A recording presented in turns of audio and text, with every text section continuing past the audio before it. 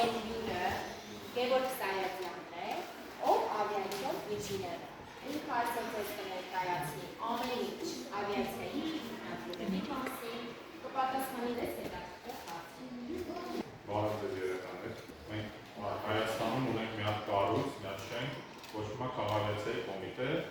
Այդ կառույցը պատասխանատու է Հայաստանում ավիացիայի համար, ավիացիայի զարգացման, կարգավորման, վերահսկման համար։ Ես այդտեղ պատասխանատու եմ Հայաստանում ավիացիայի կարգավորման, վերահսկման ու նրա համար, որպեսզի այս օդանավերը անվտանգ ծավալեն երկրում։ Այս դպրոցին շատ բան է տվել, իրականում այս դպրոցի կարևորությունը նրանում է, որ զարգացնում է մարդու մտածելակերպը ու դու այս քառակուսից դուրս ես մտածում։ Ինչ օդանավեր դուք գիտեք, ելնա հասկանանք ինչքանով եք վերիֆացիացի, պատասխանեք։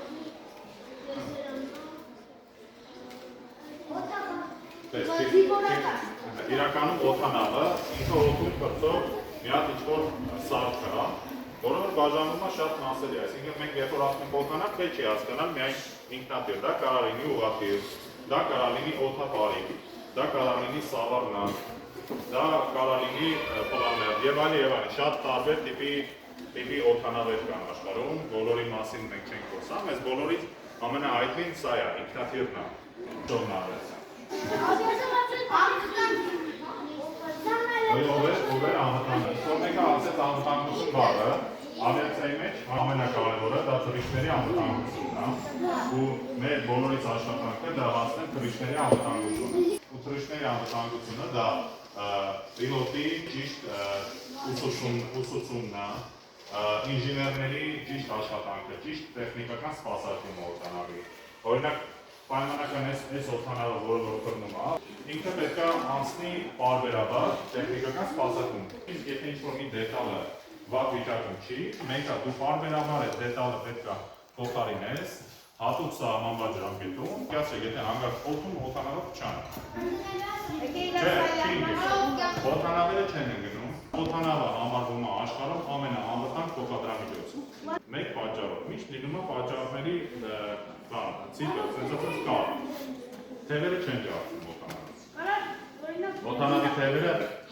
այնքան ամուր են, որ երբեք չեն։ Մենք բոլորս տեսել ենք, չէ՞, վիդեոներ, որ սենց է լինում, թևերը քամում են չընկած։ Իրականում, եթե դուք նայեք ոնց է արտադրվում այս օդանավը իրանց գործարանում, այսինքն այս թևը հատուկ ամեն մի օդանավի թևը հատուկ միջոցներով իրանք ճկում են վերև, ու որ տենակ թե ինչ անկյան տակ են իրանք ճկում վերև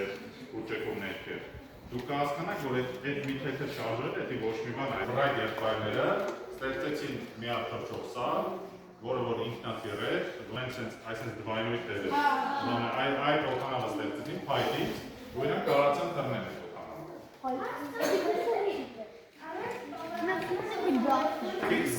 Ծխել չի կարելի օդանավում, որ երբեք մարդը հանգարց իր ծխախոտը չհանգցնի այնպիսի վայրում, որը որ կարող առաջացնի բաժան։ Նայեք, ուրեմն սա այս հիմնական կոնստրուկցիան, այսինքն մեջտեղի հատվածը։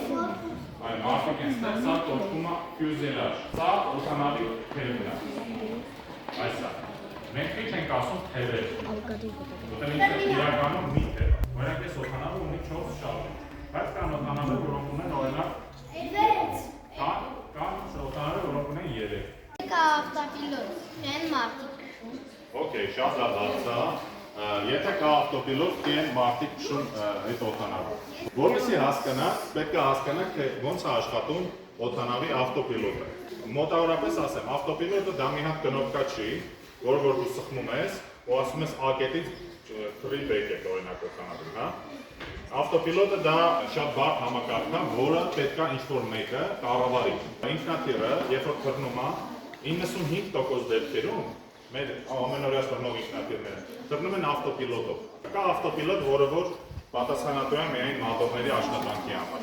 Կա ավտոպիլոտ, որը պատասխանատու է այս սրան համար։ Կա ավտոպիլոտ, որը սրա համար է պատասխանատու, կամ բարձրություն համակերպելու։ Բայց ավտոպիլոտ, որ դու ասես A-կետից B-կետ թռի գնա, հենց ավտոպիլոտ թեորիապես կա, բայց երբեք ոչ մեկ չի օգտագործում դա, որովհետև գոյություն ունի տեխնիկայի սպառում։ Բոլոր պետությունները ունեն տարբեր համակարգեր, չէ՞, GPS համակարգեր, որպեսզի այդ կապը անընդհատ լինի, պետք է որպեսզի բոլոր երկրներում լինեն այդ սպուտնիկները, բոլոր երկրների վրա անընդհատ լինեն սպուտնիկներ, որպեսզի աշխատեն։ Ստյուարդեսկան ինչ անում ուսցես։ Ալյոտի կամֆորտն է սարքում։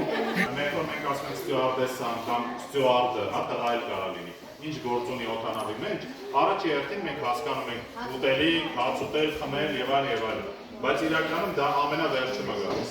Ամենակարևորը իրանք պետք է լինեն օդանավի մեջ, որպեսզի թռիչքները լինեն անվտանգ։ Իրանք աշխատանքը շատ կարևոր է ու իրականում իրանք շատ մեծ ուսուցում են անցնում, ու իրանք աշխատանքը չափից շատ դժվար է։ Եթե լինում է այնպիսի իրավիճակ, երբ պետք է ժողովուրդը շատ արագ դուրս գա օդանավից, իրանք դուրս են գալի օդանավից վերջինը։ Մյուս դեպքում, եթե օդանավում օդում լինում է որևէ կրակ, իրանք են մարդիկ են, ովքեր որ հանգցնում են դա։ Իրանք գիտեն ինչպես առաջի օգնություն ցուցաբերել։